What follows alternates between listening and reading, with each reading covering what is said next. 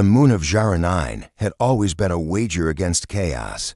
From orbit it looked tame enough, an opalescent bead chased by its swollen parent planet, veined with rivers that only appeared when the atmosphere convulsed. Under the habitat domes, though, the taming showed its seams, pressure ribs like the bones of a leviathan, maintenance catwalks whereupon through artificial canyons, reservoirs with names that sounded like prayers. Every coil of conduit and lick of emergency paint said the same thing: we've made a bargain here.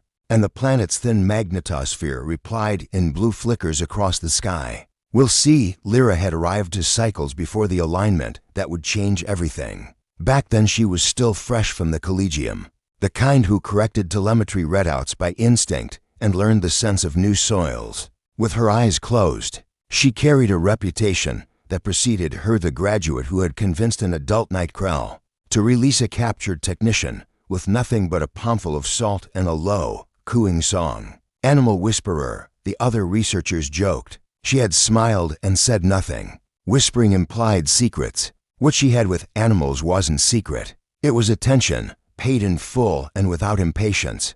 Her quarters were tucked at the edge of the predator basin, the Denna Valley spill of engineered ecosystems meant for the fiercest refugees from dying worlds. The first evening of every week she stood at the transparent bulkhead with a cup of kelp tea and watched the basin settle, sulfur lamps dimming in the fern gullies, breeze turbines feathering to a hush, night misters fogging the air with micronutrients that smelled like citrus and iron. Somewhere a scaled stalker coughed its dry sock off. Vulkar's little winged canids from a fractured moon in the helix arm trilled to one another. Across the dark, saber fangkits tumbled and bit softly, practicing the etiquette of teeth. That was the hour Lyra loved best, the hour the den exhaled and remembered it was alive.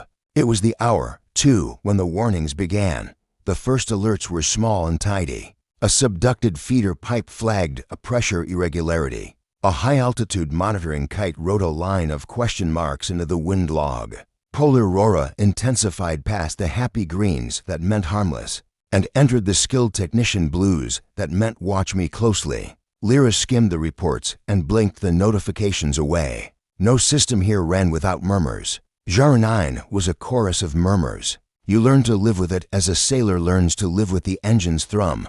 Still, by the third day the murmurs climbed registers. The long-range gravimeters tucked into the basalt bones of the moon showed a slow swing. In the tidal vectors, the parent planet's second shepherd moon had shifted a fraction of a fraction, enough to pull the whole system off its usual rails. The predictive models painted neat whirls of weather across the den. The whirls fattened, their timelines shortened. No evacuations projected, the Habitat AI said in its house-polite voice, but recommend restraining feed to 40% and staging heat pods at ridge level. Lyra spent the afternoon walking the fencelands anyway, tapping the welds with her knuckles, listening for the note that meant stress. She knew where the den liked to break. Every habitat did. The den's weak points were where an ambitious engineer had spliced quick-grown root lattice into load-bearing masonry. Good biology, bad hubris. Roots loved water and forgot about everything else when the rains came. The rains were late at night. She ate in the lab with the junior techs, half listening to the shift chatter. Holo screens draped the walls with 100 little windows, bearish markets back in the core. A street food stream from Suma Station. A wildlife feed from the herbivore dome where antlered creatures wasp hummed and lipped mineral blocks like glacial ghosts. Someone turned the volume up to catch a panel debate. An executive from the Interstellar Arc Consortium tried to look compassionate while quantifying risk. Our habitats are resilient, the executive said. The predator biome on Jara 9 is a jewel in the Arc crown. Lyra stabbed off the sound with a greasy thumb.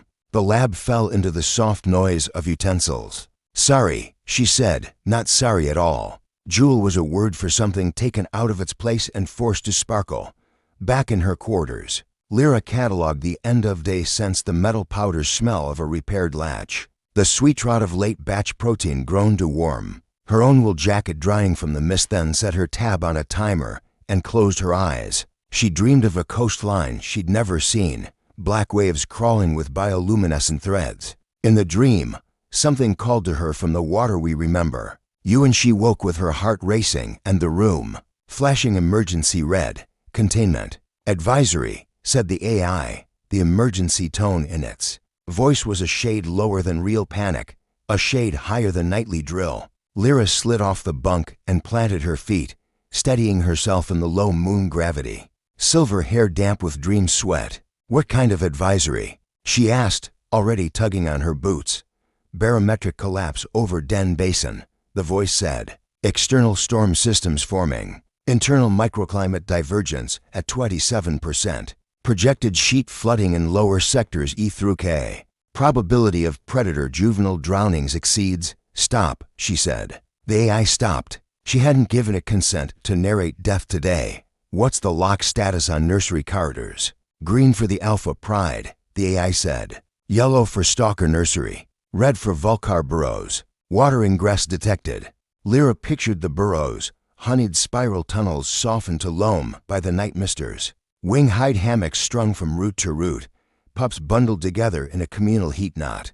Vulcars were mountain creatures at heart. Their ancestral bones remembered thin air and cold perches. They were not prepared to swim. She was moving before she realized it.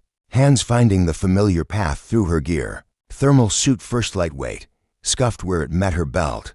The patched shoulder from the time a juvenile fang lion had gotten playful with a clamp.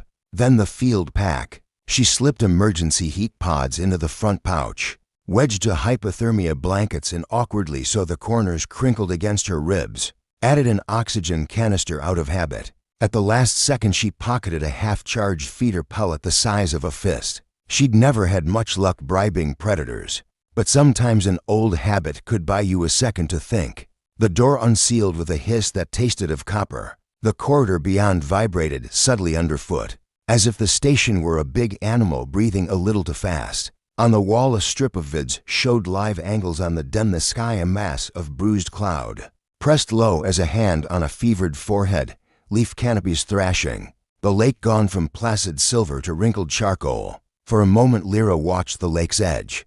A tooth of whitewater began to bite the shore where the spillway met the feeder creek. Someone had throttled the spillway down, maybe trying to hold water in the upper reservoirs against a dry spell that would never arrive. The decision was rational.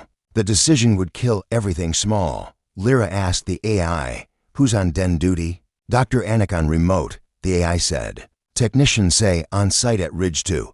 Technicians say his last status indicates loss of platform access." Lyra pictured Say's freckled-faced, the diamond chip in his tooth when he smiled, and pushed away the thought of him clinging to a slick rail in black rain.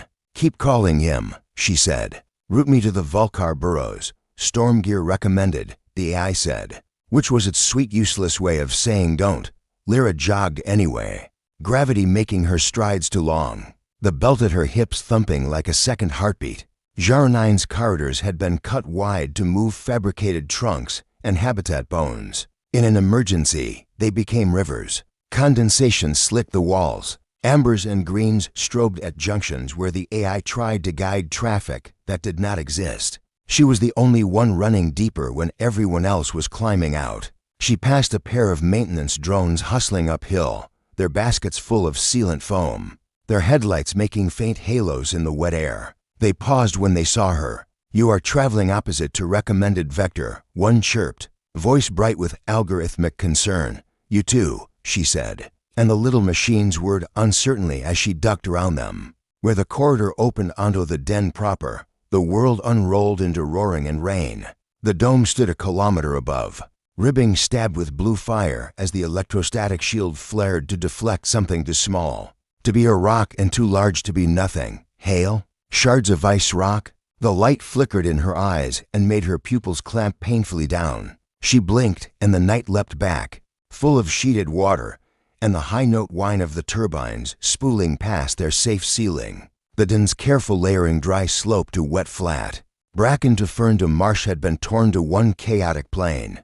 Half-uprooted trees leaned like drunks. The air tasted acid clean and cold enough to burn. "Root," she said again, and the AI lit a line along the ground with embedded leads, a necklace of tiny stars racing down into the rain.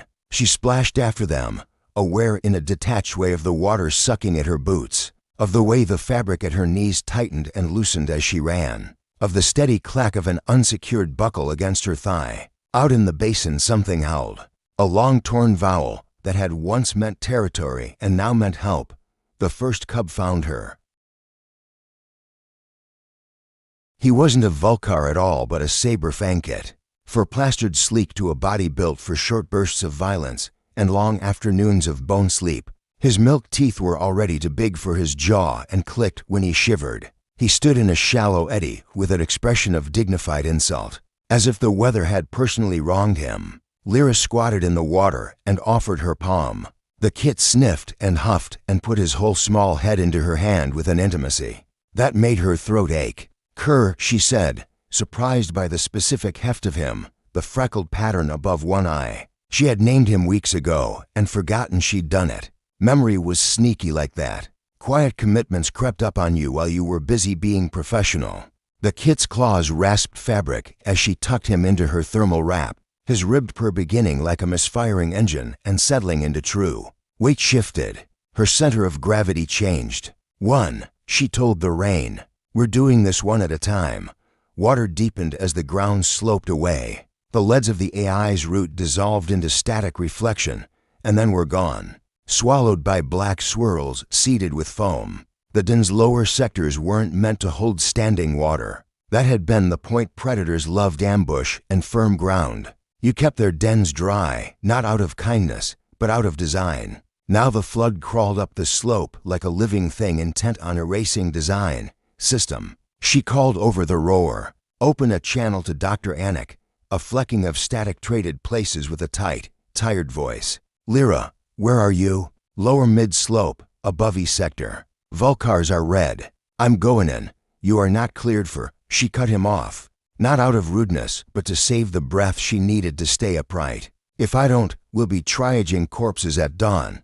She was surprised at how calm she sounded. Maybe the calm wasn't hers. Maybe it was the old quiet she carried into every frightened den. The one that told small hearts to keep beating. "AI, mark and record," Anik said, conceding and covering himself in the same sentence. "Lyra, you stay on comms. If the sensor's red structural drift over 3%, you get out." "That's an order." "Copy," she said, and thought I'll lie if I have to, and hated herself for considering it. Orders were there because fear wasn't always wrong.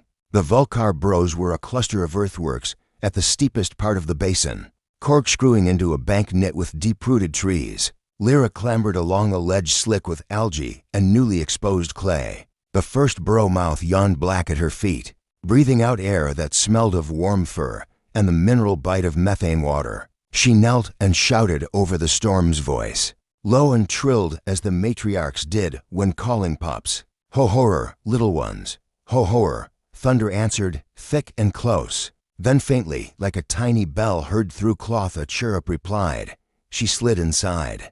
The transition from storm to tunnel squeezed her ears and softened every sound into a wet hush. Roots crossed the ceiling like a rib cage. Water lipped at her shins, cold enough to sting, full of grit that slipped under her boot soles. Farther in, the tunnel kinked. Someone had learned from their ancestors and built their home against straight-line winds. In the bend's shadow, eyes blinked at her in pairs. She counted. 1, 2, 3, no. 4 pups pressed against a tangle of wing membranes that had once been a hammock and was now a sodden net.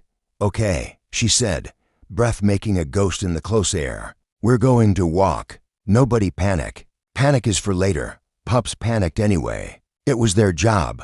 They made the squeaking little death sounds that would have called every adult down the mountain. In a healthy world. This wasn't healthy. Lyra slid her hands under the closest, felt the wine-bone spars of the wings folded against his chest, the flutter of a heart going to fast. "Scree," she said, because this one had a white V on his nose and because names mattered when you were trying to pull. Someone threw fear. "I've got you." Behind her, deeper in the burrow, something moved. Lyra turned her head and saw the gleam of another eye. No many eyes, low and green and steady. "Hello, Razor," she said, quietly. The alpha's head filled the passage without seeming to try. Water beaded on whiskers thick as cables. One ear bore a ragged crescent from an old fight. One incisor was chipped, giving the big cat a permanent look of sly amusement in daylight. There was no amusement now. The flood had pushed him off his watching rock, reduced him to the same calculations as everything else with blood in it: air, warmth, ground. Young. Her body prepared to die. That was the only accurate description. For the way her muscles tightened and her breath stopped. The kid at her chest shivered. The Vulcar pup in her hands made a noise like a squeaked hinge. "Move, Razor," she whispered, surprised to hear her voice as something separate from her body. "I'm here for them, not you." A dozen outcomes threaded themselves in Lyra's head. Teeth, claws. The casual swipe given not out of malice, but because a world had narrowed, and anything unexpected was a threat. She didn't move. She didn't look away. She let the storm speak behind her, and the pup speak beside her, and held the alpha's gaze the way she might hold a line, firmly, with enough give that it wouldn't snap. Razor's nostrils flared. The scent of her salt, fear, the familiar tanneries of her worn suit entered the calculus. The kid in her wrap peeped, and the big predator's attention ticked down and softened. He huffed, a gust that smelled of old meat and wet stone, and slowly, each movement a sentence spoken to be understood, shifted his bulk against the tunnel wall. Space opened. "Not much, enough, thank you," she said, and meant it. She stuffed Scree into the thermal wrap with cur until the bundle wriggled like a bag of hot, angry eels, slipped a second pup into the crook of her armpit, and clamped the third against her hip. The fourth clung to her shoulder with tiny, cold claws that bit through suit and skin to a pain that felt like proof. She backed out, step by deliberate step, Razor's breath warm against her wrist. The tunnel spat her into storm again. Rain hammered her face. Water took her calves, then her knees. Above the den, lightning webbed the dome and for an instant made every drop into a silver rod. Lyra blinked hard and made for the ridge. Behind her, deeper in the burrow, the thin mewling of newborns rose into the storm so small it was almost a thought. Lyra turned her head, River trying to twist her feet from under her, and looked back into the darkness. There would be no sleep until the crying stopped. There would be no stopping until her hands were empty. She tightened the thermal wrap around the squirming heat of saved lives, checked her footing, and ran into the black water. The rain had a weight to it now, an almost sentient insistence, as if the planet itself were trying to hammer everything flat. By the time Lyra staggered out of the Vulcar burrow with her first armful of shivering life, the storm had devoured the den entirely. The world she had known, her world of mapped trails, scent-marked nests, and precisely regulated watering channels, was gone. All landmarks had dissolved beneath a black, rushing sea. Trees that once stood like pillars were half submerged, their canopy tops swaying in the surge. Observation towers poked above the torrent like crooked fingers. The den floor, carefully graded and sculpted over decades, was unrecognizable. The den was no longer a habitat. It was a drowning bowl. The Vulcar pups clung to her with desperate strength, wings and claws tangling with the fabric of her suit. Kerr, the saber-fang cub, was pressed against her chest, his heartbeat fluttering like a trapped bird. Scree had burrowed beneath her arm, trembling so violently that she could feel it through the layers of synthetic fabric. They were terrified, more terrified than any creature she had ever seen, and they had good reason to be. "Easy now," she murmured, though the storm swallowed her words. "We're not done yet. We're going to the ridge. Hold on." She trudged forward into the rising water, each step heavier than the last. The flood was already waist-high and rising. Beneath the surface, the ground shifted an unpredictable, treacherous terrain of uprooted plants, collapsed tunnel entrances, and shattered maintenance plates. Twice she stumbled and nearly lost her footing, and both times she felt the tiny claws dig deeper, as if the cubs were trying to anchor themselves to her soul. Her helmet display flickered with warnings. "Alert, water level increasing, rate 0. 4 meters per minute alert. Structural integrity, zone E3AT 46% alert. Bioform signatures, 27 remaining juveniles detected, 27 more." She clenched her jaw at AI. She gasped, forcing breath through her teeth. "Route to next cluster. Priority, youngest. Confirmed," the synthetic voice replied, almost eerily calm. "Nearest signatures, Stalker Nest Delta, 118 meters east by southeast. Estimated viability, 14 minutes before oxygen deprivation. 14 minutes. She had less than a quarter of an hour before those creatures drowned. The hunt for the stalker-scaled stalkers were notoriously difficult to handle fast, strong, and prone to defensive aggression even as juveniles. But their young were helpless in deep water, relying on shallow marshlands and soft ground to strengthen their limbs before they could swim. If the AI was right, they were already trapped. Lyra pushed onward. The wind howled like a grieving thing, bending entire trees sideways. A maintenance drone zipped past overhead, lights flickering, its voice distorted by static. Evacuate. Human personnel. Risk critical. She ignored it. A sudden wave slammed into her chest, nearly knocking her backward. The pack shifted. One of the pups yelped, and for a breathless moment, she thought they would all be swept away. She lunged, grasping at a twisted length of habitat railing, anchoring herself until the surge passed. Breathing hard, she pressed on. The terrain sloped downward again, the water climbing to her ribs now. She felt it seeping into the seals of her boots, numbing her legs. The cold wasn't just physical, it was psychological. It sapped her focus, made her limbs heavy, and with every step, she knew she was burning energy she'd need later. At last, through sheets of rain and darkness, she saw it. A cluster of stalker hatchlings, huddled together on the slanted roof of a half-submerged feeding platform. Their scales shimmered dully in the stormlight, mottled green and silver, and their long tails lashed the water in terror. They were crying low, guttural sounds that vibrated in her chest. "Hold on," she shouted, as if they could understand. The water was deep now, too deep to wade. Lyra secured the cubs clinging to her body with emergency straps, tightened the thermal wrap, and dove. The cold was a physical shock. Her lungs constricted, her muscles screamed, but she kicked forward, forcing herself through the swirling debris. Guided by the faint bioluminescence of the hatchling's eyes, her fingers brushed the edge of the feeding platform. She pulled herself up and reached for the nearest hatchling. It hissed and snapped, panicked, but she held firm. One by one she hauled them close, tucking them into the waterproof sling at her hip. 6 of them, each wriggling and fighting, their needle claws scratching at her suit. As she secured the last one, the platform shifted beneath her. Something had given way beneath the water. She had seconds to react. Pushing off with all her strength, she launched herself toward a nearby tree trunk just as the platform splintered and disappeared into the flood. She clung there, gasping, her pack now even heavier with the weight of a dozen lives. The storm showed no mercy. If anything, it was getting worse. The Alpha's path AI, she said through gritted teeth. Next cluster. Juvenile signatures detected in Sector J2, came the reply. Warning, adult apex life form present. Her blood ran cold. There was only one apex in Sector J2, Razor, she whispered. The Alpha Saberfang. Nearly 400 kilograms of muscle and instinct, fierce, territorial, and unflinchingly lethal. If he was still alive and in the water, she'd be stepping into his territory. And if his young were trapped nearby, he would not tolerate her presence. But leaving them wasn't an option. She followed the AI's coordinates, trudging deeper into the flooded basin. Every few steps she checked the thermal Rapsker and Scree were alive, the Vulcars still clinging, the stalkers squirming faintly. They were all alive.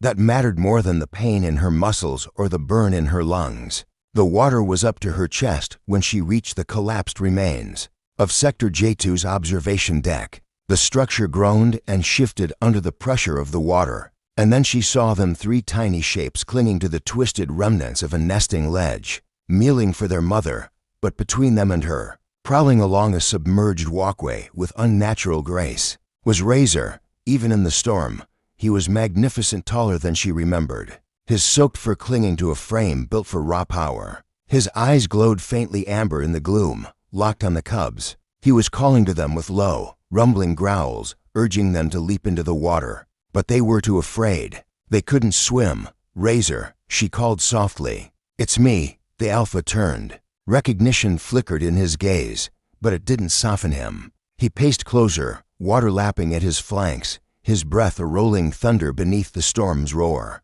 His instincts were on a knife's edge. She was in his domain, near his young. She was a threat.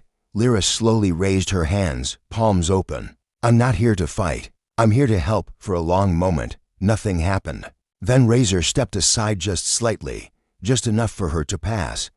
"Thank you," she whispered, waiting carefully. Never breaking eye contact, she climbed the half-submerged ledge and scooped up the trembling cubs. They were so small, so fragile, barely old enough to walk, their fur still soft and downy. She tucked them inside her jacket, pressed close to her heartbeat. Razor watched her the whole time. When she turned to leave, he followed, never closer than a few paces. And when she slipped, nearly losing her footing in the current, he surged forward, not attacking, but bracing himself against her hip, holding her upright.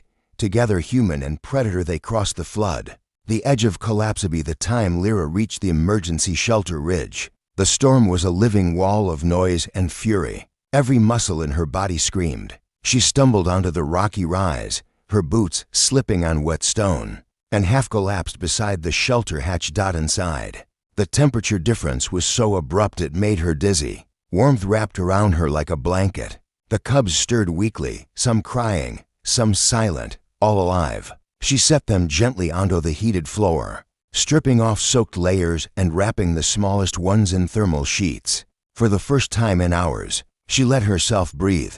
She counted them: 3 saber fangs, 6 stalkers, for Vulcars, 13 lives, plus Kerr and Scree, and the 3 she had yet to reach. There were still more out there. And the den was still flooding. Alert, habitat core at 60% integrity. Alert, nursery chamber structure compromised. Alert, remaining bioform signatures 8. 8 still alive.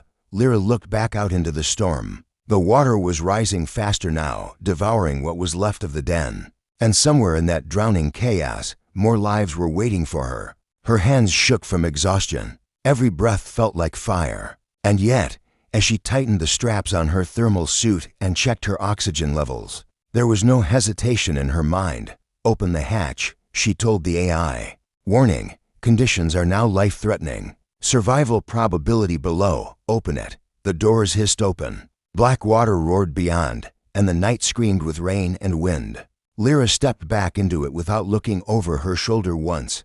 The rescue wasn't over. Not until the last cub was safe.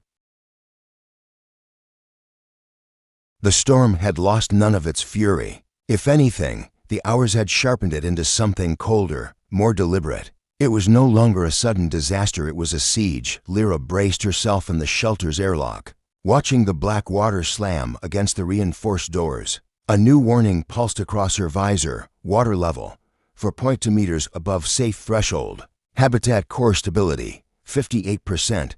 Critical remaining juveniles 8. Just 8. It would have been easy to stop now. She had done more than anyone would have expected, more than anyone else had done. But she knew that if she stopped, those 8 would die in darkness, and their cries would join the echo chamber of her memory. She'd hear them for the rest of her life, in dreams and silences alike. She thought of the first night she had arrived on Jara 9 years ago, when the den had been new and full of promise. She had watched a saber-fang mother nudge her newborns into the sunlight for the first time, the cubs blinking with wide, golden eyes. It had struck her then how profoundly alive this place was, how much was at stake if it ever failed. And it was failing now. "AI," she said, her voice steady despite the tremor in her muscles. "Plot a route to the remaining juveniles." "Fastest path." "Confirmed," the AI replied. "Remaining signatures located in sub-level nursery chambers, sectors L4 and K7. Structural collapse imminent in 22 minutes. Recommended, abort, override recommendation. Initiating manual extraction, override confirmed. Emergency beacon set to track your vitals." She clipped a fresh oxygen tank into her back rig, secured the thermal wraps tighter, and checked the straps holding the rescued cubs in the shelter pen. They were sleeping now, their bodies pressed together for warmth, tiny bundles of fur, scale, and trembling breath. She smiled faintly, then turned and stepped back into the storm. The descent water swallowed her immediately. It surged past her chest, cold enough to burn through the fabric of her suit, and tugged at her legs with relentless force. The wind had shifted. Now it howled down from the ridge like a living creature trying to shove her back. Each step felt like a battle. She moved slowly, deliberately, following the AI's pulsing guidance markers projected across her visor. The path took her deeper into the basin than she had ever gone before, into the lowest sectors where the nursery chambers had been built secure, insulated tunnels meant to house newborns until they were strong enough to roam. Now, those tunnels were tombs in waiting. The first obstacle came where a maintenance causeway had collapsed into the water. A twisted mass of metal blocked the direct route, jagged edges jutting up like fangs. Lyra considered trying to climb over it, but the debris shifted dangerously with every surge. Instead, she dove beneath it. The water was thick with silt and debris, visibility near zero. Something brushed against her shoulder, a piece of synthetic root lattice, or perhaps the body of a drowned creature. She pushed forward, lungs screaming, until her hands found the far edge of the obstruction. Pulling herself up, she broke the surface with a gasp, coughing violently as she dragged air back into her chest, vitals dropping. The AI warned in her ear. Heart rate elevated, noted. She rasped and kept moving. The nursery Belisect L4's entrance was barely recognizable. The once smooth access tunnel had caved in along one side, forming a jagged, water-choked gap barely wide enough for her to squeeze through. She forced her way in, scraping her shoulder against broken plating, and emerged into a scene of near-total devastation.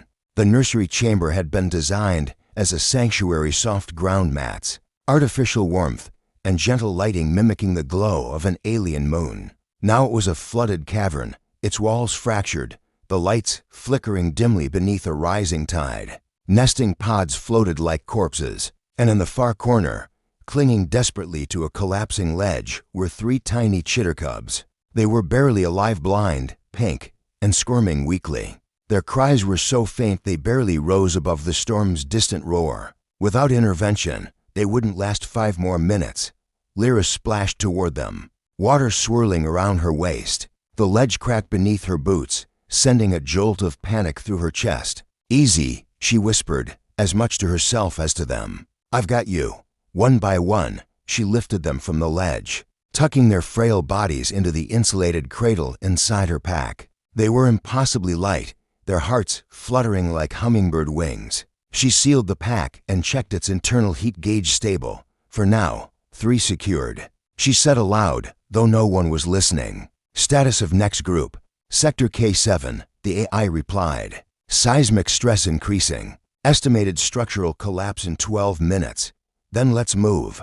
The collapseth. Route to Sector K7 ran beneath a series of service tunnels now half flooded, and shaking under the strain of the storm. Every step was slower than the last. The weight of the water pressed down on the structures, causing sections to groan and buckle around her. Once, a cascade of debris thundered down barely a meter ahead, forcing her to double back and find another way. The clock was ticking. 12 minutes, 11, 9. Her muscles ached. Her breath came in ragged gasps. The oxygen meter on her visor was dipping dangerously low. But still, she pushed forward. When she reached K7, she stopped dead. The chamber was gone.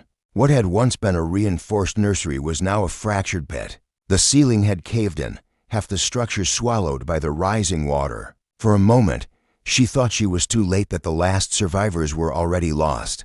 Then she heard it, a cry. Faint, but unmistakable. AI, triangulate. Source located, subchamber vent shaft. Depth 3 meters below current position. 3 meters down beneath water so black and cold it felt like space. She took one deep breath and dove out the deepthy. Pressure crushed against her chest as she descended, light fading with every stroke. The vent shaft was narrow, barely wide enough for her shoulders, and clogged with debris. She forced her way through, lungs screaming for air, until at last she saw them to tiny shapes trapped in an air pocket, clinging to a broken maintenance panel. Their eyes met hers, full of terror and something else to trust. She reached for them, cradling one in each arm, and kicked hard toward the surface. Her limbs felt like lead. Her lungs burned. Somewhere above, metal screeched as the structure shifted again, another collapse imminent. She swam faster. Her vision blurred. The world narrowed to a single, pulsing instinct, up. And then, with a violent burst, she broke the surface, coughing and choking and laughing all at once. The cubs squealed weakly in her arms, alive. Final to secured, she gasped. All accounted for. Warning, the AI intoned, structural integrity below 30%. Recommend immediate evacuation. She didn't need telling twice. The ascent way back was harder than anything before. The tunnels were collapsing behind her now, walls buckling, floors tearing open into rushing whirlpools. Twice she stumbled and nearly went under. Once, a jagged piece of debris tore open her suit, sending a lance of freezing water down her side. But she held the cubs close and pressed on at last. The faint red glow of the ridge beacon pierced the gloom ahead. It was close, so close. She surged forward, every muscle screaming, and hauled herself up the final slope. The hatch opened before she reached it. Automated arms extended from the shelter's frame, pulling her inside as the doors slammed shut behind her. The noise of the storm faded to a distant rumble. She collapsed to her knees on the warm floor, gasping for breath. The cubs stirred weakly in her pack, their cries soft but alive. One of the Vulcar pups crawled toward her, pressing its damp muzzle against her cheek. Another nuzzled her hand. She smiled, tears stinging her eyes. "All of you," she whispered. "Every single one." A moment of stillness for the first time since the storm began. The den was silent, if only for a moment. Outside, the water still raged. Structures continued to fail. The habitat's future was uncertain at best. But inside the shelter, surrounded by dozens of tiny lives, there was warmth and breath and the fragile pulse of survival. Lyra slumped back against the wall, exhausted beyond words. She had done it. She had saved them all. Every predator cub on Jara 9 was alive because she refused to leave them behind. Her communicator crackled to life. It was Dr. Anik, his voice thick with disbelief. "Lyra, the monitors show no remaining juveniles in the basin." "Did you?" "Yes," she said, voice hoarse but steady. "They're safe." There was a long silence on the other end.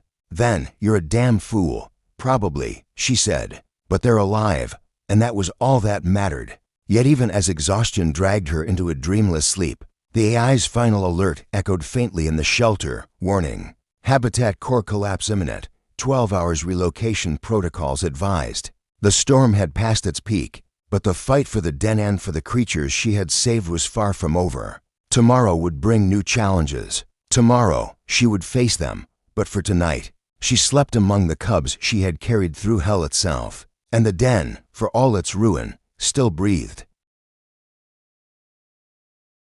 The storm that had swallowed Jara 9 burned itself out over the course of 2 long, relentless days. By the time the black clouds parted and the twin suns bled pale gold across the horizon, the den was unrecognizable dot from the ridge shelter's observation window. Lyra stared out over what had once been a carefully balanced ecosystem, a masterpiece of engineering and biology. Now it was a scarred landscape. The marshlands were gone, replaced by vast inland lakes that reflected the twin suns in jagged, broken patterns. The tree canopies had been stripped bare, their branches twisted into skeletal shapes. The observation towers, those elegant spires of alloy and glass, were nothing more than leaning wreckage, their internal sensors fried beyond repair. Entire sectors had collapsed beneath the flood, their tunnels buried under meters of silt and debris. And yet, amidst the ruin, there was movement. Life. Clusters of rescued cubs huddled near the ridge under portable heat lamps, their soft cries rising into the quiet morning air. The saber fangs were the first to recover, prowling clumsily on unsteady legs and testing their developing teeth on scraps of nutrient paste. The Vulcars spread their wings in tentative stretches, shaking off droplets of drying water. Even the tiny chitter cubs had begun to crawl, their fragile bodies gaining strength hour by hour. Every single one of them was alive. Lyra sank to her knees beside them, exhaustion still heavy in her bones, but softened by a deep, steady satisfaction. "We did it," she whispered, as Kerr, the saber fang who had clung to her chest that first night, climbed unsteadily into her lap and licked her chin. "Correction," came the AI's voice over the shelter's comm system. "You did it." The debris 3 days after the storm, the consortium arrived. Their drop ships cut through the thinning clouds in perfect formation, gleaming like silver needles. Within hours, the ridge was crawling with engineers, technicians, and executive officers in pristine hazard suits. They surveyed the damage with the detached precision of people who measured disaster in percentages. And credits. Lyra stood before them, her own hazard suit still streaked with dried silt, and her hair tied back in a rough knot. The lead official, Director Voss, didn't bother to hide his disapproval. "You violated at least 6 safety protocols," he said, pacing slowly in front of her. "You entered restricted areas without authorization. You disabled system overrides. You risked the loss of all biological specimens in the basin." Lyra met his gaze without flinching. "And I saved them." Voss stopped pacing. "At considerable risk to yourself. At necessary risk," she shot back. "Without intervention, every juvenile predator in the den would have drowned." "That's not a projection, Director, it's a fact." A murmur rippled through the gathered officials. They all knew the truth of it. The data was irrefutable. Without Lyra's actions, the predator program on Jar 9 would have been wiped out in a single night. Decades of genetic preservation, field study, and ecological engineering would have vanished. Voss folded his hands behind his back. "The consortium will conduct a full investigation," he said. "Until then, your field clearance is suspended." "Understood," Lyra replied. Her voice was calm, but inside, she felt a pang less for herself than for the creatures she had sworn to protect. Without field clearance, she couldn't enter the den. She couldn't check their recovery. She couldn't be there. But as Voss turned away, a soft, low growl rumbled across the ridge. All heads turned. Razor had arrived. The Alpha's bowed apex saber fang padded up the slope with a slow, deliberate grace, his massive paws sinking into the damp soil. His fur had dried into a dark, rippling mantle of muscle and power, and his amber eyes burned with intelligent awareness. 2 younger cubs, his offspring, trailed behind him. The consortium security detail froze, hands instinctively going to their holsters. "Stand down," Lyra said sharply. "He's not here to fight." Razor stopped a few meters from her. For a long moment, predator and human regarded one another in silence. Then, in a gesture that stunned every person present, the apex lowered his massive head. Slowly, deliberately, he pressed his muzzle to the ground before her boots. It was not a show of submission. Saber fangs did not submit. It was something deeper, older. A gesture coded into the bones of predator and prey alike. Acknowledgement, trust, a pact. One by one, the other rescued cubs emerged from the ridge shelter, drawn by some invisible signal. The Vulcars hopped and chirped around Lyra's legs. The stalkers slithered forward, their scales glinting in the weak sunlight. Even the chitter cubs, still fragile and blind, crawled toward her with blind instinct, and they all gathered around her. The consortium team stared in open disbelief. These were apex predators, beasts bred for power and violence. Yet here they were, clustered at the feet of a single human, not as captors or caretakers, but as something else entirely. "Do you see?" Lyra said quietly. "This isn't about containment. It never was. It's about connection." Director Voss said nothing, but his expression, for the first time, was not disapproval. It was curiosity, and perhaps, buried beneath that, a grudging respect. The rebuilding investigation concluded a week later. The results were inevitable. Lyra's actions had been reckless, unauthorized, and in violation of consortium safety protocols. But they had also been decisive, effective, and instrumental in saving the predator biome from total collapse. The verdict: clearance reinstated, field command granted, and a new directive issued, one that would change the mission of Jar 9 forever. No longer would the den be treated as a controlled experiment. No longer would its inhabitants be viewed solely as specimens. Instead, it would become something more ambitious: a living sanctuary, a cooperative environment where predator and human could learn together. Lyra was placed in charge of the transition. The title on her new clearance badge was simple and symbolic: Keeper. She accepted it without ceremony. Titles didn't matter. The work did, and there was much work to do. The habitat would take years to rebuild. New barriers needed designing, ones that could withstand the increasingly volatile weather patterns caused by the gravitational shifts of the system. Waterways had to be re-engineered to prevent future flooding. Emergency shelters would be expanded and stocked with autonomous life support systems. But amidst all the plans and repairs, something remarkable began to happen. The predators changed. The saber fangs no longer roared at the sight of researchers. They approached them, cautiously but without hostility. The Vulcars nested closer to human pathways, chirping curiously at passing technicians. Even the scaled stalkers, once fiercely territorial, began following Lyra's team during their surveys, as if inspecting their work. It wasn't domestication, it was trust, and it all stemmed from the night the den drowned and one woman refused to let them die. The legacy months later, on the anniversary of the storm, Lyra stood once more on the ridge. The den stretched out below her, green and vibrant again, though scarred in places. The new water channels glittered in the sun, designed to handle the fiercest floods. The predator colonies thrived, their territories overlapping more than ever before, creating a complex new ecosystem that no one had predicted. A small Vulcar pup fluttered down to perch on her shoulder, chittering softly. Kerr, now nearly grown, padded up beside her, his saber teeth gleaming in the sunlight. Razor stood at the edge of the basin, watching her with eyes that no longer held suspicion. "Not bad," came Dr. Anik's voice from behind her. He had aged visibly in the past year, his hair now streaked with silver. "You turned a disaster into a revolution." Lyra smiled faintly. "I didn't do it alone." "Maybe not," Anik said. "But none of it would have happened without you." She said nothing. Words felt too small for the weight of what had been built here. Instead, she crouched and extended her hand. Kerr nuzzled against her palm, his deep purr rumbling like distant thunder. Around them, the den was alive, wilder, freer, and stronger than it had ever been.